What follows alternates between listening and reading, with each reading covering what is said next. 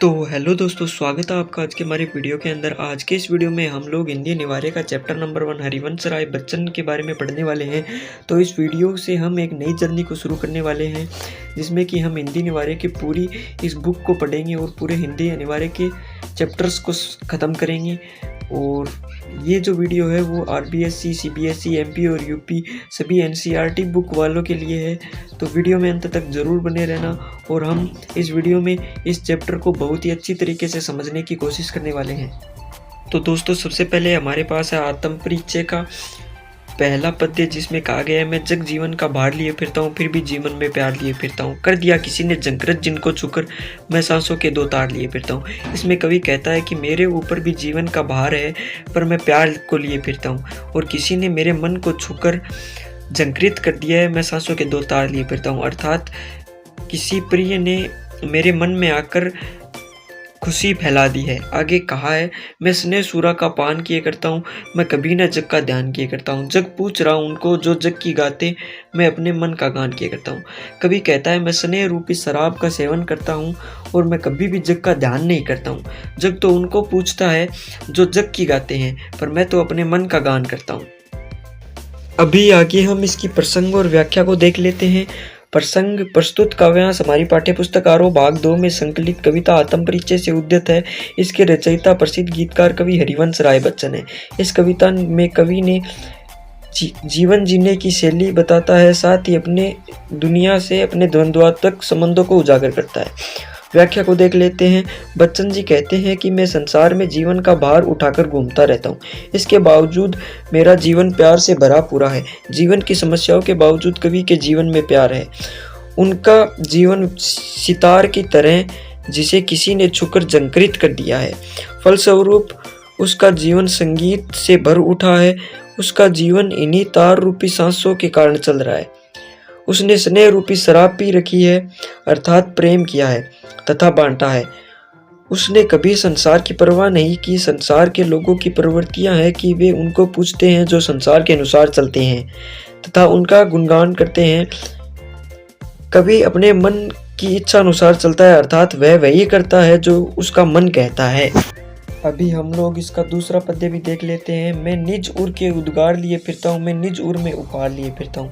है यह पूर्ण संसार ने मुझको बाता, मैं सपनों का संसार लिए फिरता हूँ। इसमें कवि कहता है कि मैं मन में प्रेम रूपी उपहार को लिए फिरता हूँ और यह अपूर्ण संसार मुझको अच्छा नहीं लगता है और मैं अपने सपनों के संसार को लिए फिरता हूँ। आगे कहा, मैं जला हृदय में अग्नि दहा करता हूँ, सुख दुख दोनों में मगन रहा करता हूँ। जग भव सागर तरने की नाव बनाए, मैं भव मौजों पर मस्त बहा करता हूँ। इसमें कवि कहता है कि मेरे अंदर भी बहुत से दुख जलते रहते हैं, पर मैं सुख दुख में दोनों में मगन रहता हूँ और मैं इस सुख दुख रूपी समुद्र में बहता रहता हूँ। अभी हम इसका प्रसंग और व्याख्या देख लेते हैं। प्रसंग में बताया है, प्रस्तुत काव्यांश हमारी पाठ्यपुस्तक आरोह भाग 2 में संकलित कविता आत्म परिचय से उद्धत है। इसके रचयिता प्रसिद्ध गीतकार कवि हरिवंश राय बच्चन है। इस कविता में कवि जीवन को जीने की शैली बताता है, साथ ही दुनिया से अपने द्वंद्वात्मक संबंधों को उजागर करता है। व्याख्या, कवि अपने मन की भावनाओं को दुनिया के सामने कहने की कोशिश करता है। उसे खुशी के जो उपहार मिले हैं उन्हें वह साथ लिए फिरता है। उसे यह संसार अधूरा लगता है, यह कारण यह उसे पसंद नहीं है। वह अपनी कल्पनाओं का संसार लिए फिरता है। उसे प्रेम से भरा संसार अच्छा लगता है। वह कहता है कि मैं अपने हृदय में आग जलाकर उसमें जलता रहता हूँ, अर्थात मैं प्रेम की जलन को स्वयं ही सहन करता हूँ। प्रेम की दीवानगी में मस्त होकर जीवन के जो सुख दुख आते हैं उनमें मस्त रहता हूँ। यह संसार आपदाओं का सागर है। लोग इसे पार करने के लिए कर्म रूपी नाव बनाते हैं, पर मैं कभी संसार रूपी सागर की लहरों पर मस्त होकर बहता, उसे संसार की कोई चिंता नहीं है। आगे के पद्य में कवि कहते हैं, मैं यौवन का उन्माद लिए फिरता हूँ, उन्मादों में अवसाद लिए फिरता हूँ। जो मुझको बाहर हंसा रुलाती भीतर है, मैं हाय किसी की याद लिए फिरता हूँ।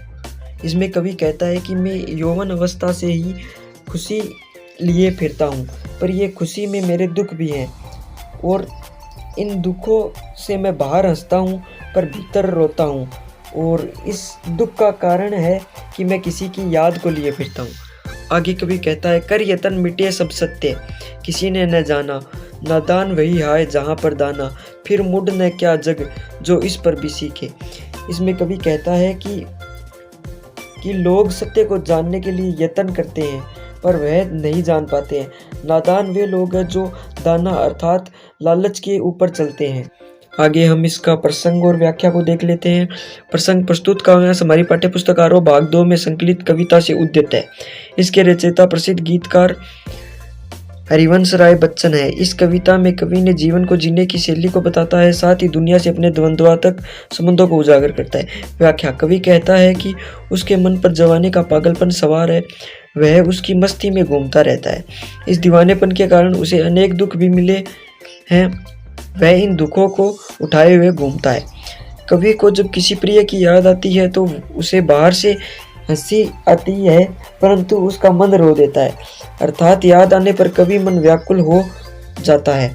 कवि कहता है कि इस संसार में लोगों ने जीवन सत्य को जानने की कोशिश की, परंतु कोई भी सत्य नहीं जान पाया। इस कारण हर व्यक्ति नादानी करता दिखाई देता है।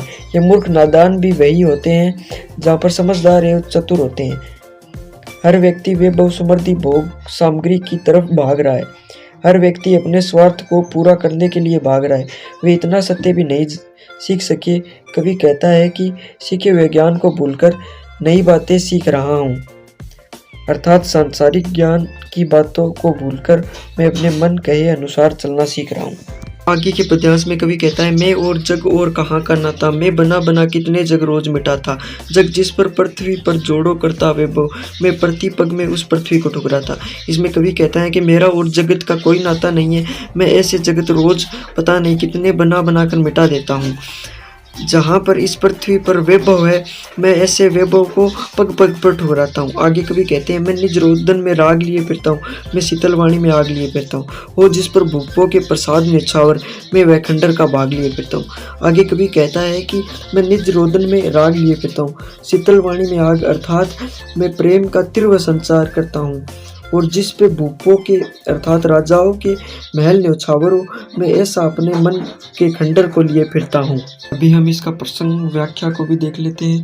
प्रसंग में बताया गया प्रस्तुत काव्यांश हमारी पाठ्य पुस्तक आरोह भाग 2 में संकलित कविता आत्म परिचय से उद्यत है। इसके रचयिता प्रसिद्ध गीतकार कवि हरिवंश राय बच्चन है। इस कविता में कवि ने जीवन की शैली को बताता है, साथ ही अपने और दुनिया के द्वंद्वात्मक संबंधों को उजागर करता है। व्याख्या कवि कहता है कि मुझ में और संसार में कोई संबंध नहीं है, संसार के साथ मेरा टकराव चल रहा है। कवि अपनी कल्पनाओं के अनुसार संसार का निर्माण करता है, फिर उसे मिटा देता है। यह संसार इस धरती पर सुख के साधन एकत्रित करता है, परंतु कवि हर कदम पर धरती को ठुकराया करता है, अर्थात वह जिस संसार में रह रहा है उसे उसके प्रतिकूल आचार विचार रखता है। कवि कहता है कि वह अपने रोदन में भी प्रेम को लिए फिरता है, उसकी शीतल वाणी में आग समाई है, अर्थात उसमें असंतोष झलकता है। उसका जीवन प्रेम में निराशा के कारण खंडर सा है, फिर भी उस पर राजाओं के महल न्यौछावर होते हैं। ऐसे खंडरों का वह हिस्सा लिए घूमता है जिस पर महल न्यौछावर हो सकते हैं। आगे के पद्यांश में कवि कहता है, मैं रोया इसको तुम कहते हो गाना, मैं फूट पड़ा तुम कहते हो छंद बनाना, क्यों कवि कहकर मुझको संसार अपनाए, मैं हूँ दुनिया का एक नया दीवाना। इसमें कवि कहता है कि जब मैं रोता हूँ तो तुम उसे गाना कहते हो, जब मैं फूट पड़ता हूँ तो तुम उसे छंद बनाना कहते हो, और ये संसार मुझे कवि के रूप में क्यों अपना रहा है, मैं तो इस दुनिया का एक नया दीवाना हूँ, अर्थात मुझे दीवाने के रूप में स्वीकार करो। आगे कवि कहता है, मैं दीवानों का वेश लिए फिरता हूँ, मैं मादकता निशेष लिए फिरता हूँ, जिसको सुनकर जग झूम झुके लहराए, मैं मस्ती का संदेश लिए फिरता हूँ। कवि कहता है कि मैं दीवानों के भेष में रहता हूँ और मैं ऐसे शब्द कहता हूँ जिनको सुनकर लोग झूम में झुके लहराते हैं, और मैं मस्ती का संदेश को लिए फिरता हूँ। अभी हम इसकी प्रसंग और व्याख्या को भी देख लेते हैं। प्रस्तुत काव्यांश हमारी पाठ्य पुस्तक आरोह भाग 2 में संकलित कविता आत्म परिचय से उद्यत है। इसके रचयिता प्रसिद्ध गीतकार कवि हरिवंश राय बच्चन है। इस कविता में कवि जीवन जीने की शैली बताता है, साथ ही अपने और दुनिया के द्वंद्वात्मक संबंधों को उजागर करता है।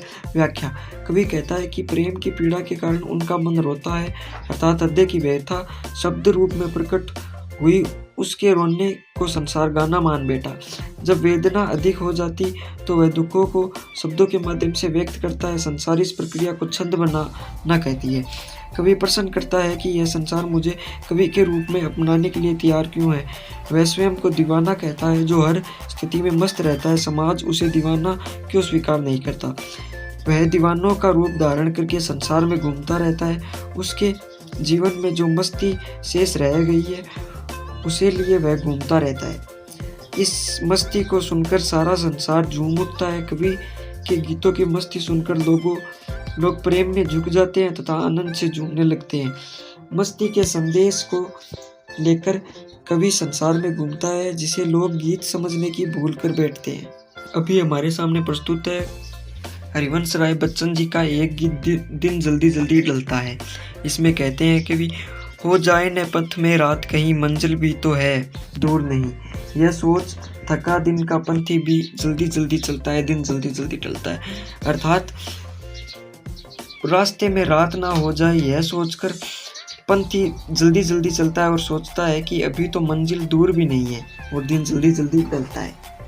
अभी हम इसका प्रसंग और व्याख्या को भी देख लेते हैं। प्रस्तुत काव्यांश हमारी पाठ्य पुस्तकारों भाग 2 में संकलित गीत दिन जल्दी जल्दी ढलता है से उद्यत है। इसके रचयिता प्रसिद्ध गीतकार कवि हरिवंश राय बच्चन है। इस गीत में कवि ने एकांकी जीवन की कुंठा तथा प्रेम की व्याकुलता का वर्णन किया है। व्याख्या। कवि जीवन की व्याख्या करता है। वह कहता है कि शाम होते देखकर रात्रि तेजी से चलता है कि कहीं रास्ते में रात न हो जाए। उसकी मंजिल समीप ही होती है। इस कारण वह थकान होने के बावजूद भी जल्दी जल्दी चलता है। लक्ष्य प्राप्ति के लिए उसे दिन जल्दी जल्दी ढलता प्रतीत होता है। रात होने पर पंथिक थक जाता है पर यात्रा बीच में समाप्त करनी पड़ेगी, इसलिए थकित शरीर को लेकर भी वह उल्लासित होकर अपने पैरों को जल्दी जल्दी बढ़ाता है। आगे बताया गया है, बच्चे प्रत्याशा में होंगे, नीड़ों से झांक रहे होंगे। यह ध्यान परों में चिड़ियों के लिए बर्ता कितनी चहचलाते हैं, दिन जल्दी जल्दी ढलता है। इसमें कवि कहता है कि बच्चे प्रत्याशा कर रहे होंगे, नीड़ों से झांक रहे होंगे। यह सोचकर चिड़िया के पंखों में फुर्ती आ जाती है और वह जल्दी जल्दी उड़ते हुए अपने घोंसलों में चली जाती है। इसका प्रसंग और व्याख्या देख लेते हैं। प्रस्तुत काव्यांश हमारी पाठ्य पुस्तकारों भाग 2 में संकलित एक गीत दिन जल्दी जल्दी ढलता है से उद्धृत है। इस गीत के रचयिता कवि हरिवंश राय बच्चन है। इस गीत में कवि ने एकांकी जीवन की कुंठा तथा प्रेम की व्याकुलता का वर्णन किया है। व्याख्या। कवि प्रकृति के माध्यम से उदाहरण देता है कि चिड़िया भी दिन ढलने पर चंचल हो उठती है। वे अति शीघ्र अपने घोंसलों में पहुंचना चाहती है। उन्हें ध्यान आता है कि उनके बच्चे भोजन आदि की आशा में घोंसलों से बाहर झांक रहे होंगे।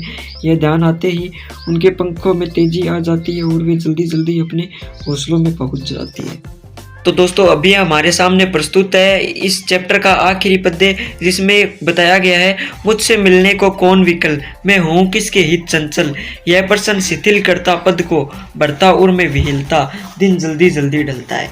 इसमें कवि कहता है कि मैं किससे मिलने के लिए विकल हूँ, ये सोचकर मेरे पैर अचानक ही थम जाते हैं और मेरा मन उदासी से भर जाता है, दिन जल्दी जल्दी ढलता है। इसका प्रसंग है प्रस्तुत काव्यांश हमारी पाठ्य पुस्तकारों भाग 2 में संकलित गीत दिन जल्दी जल्दी ढलता है से उद्यत है। इस गीत के रचयिता कवि हरिवंश राय बच्चन हैं।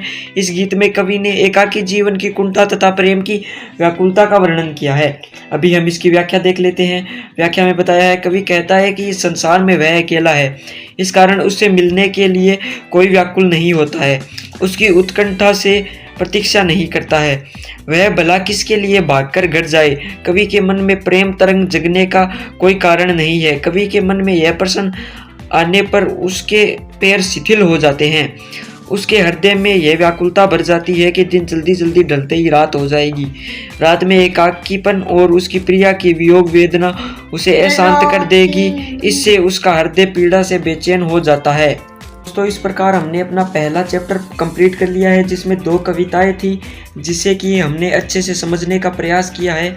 अगर कोई गलती हुई है तो माफ़ करें और वीडियो को लाइक और चैनल को सब्सक्राइब करें, क्योंकि हमारा चैनल न्यू है तो हमें सपोर्ट ज़रूर करें। धन्यवाद।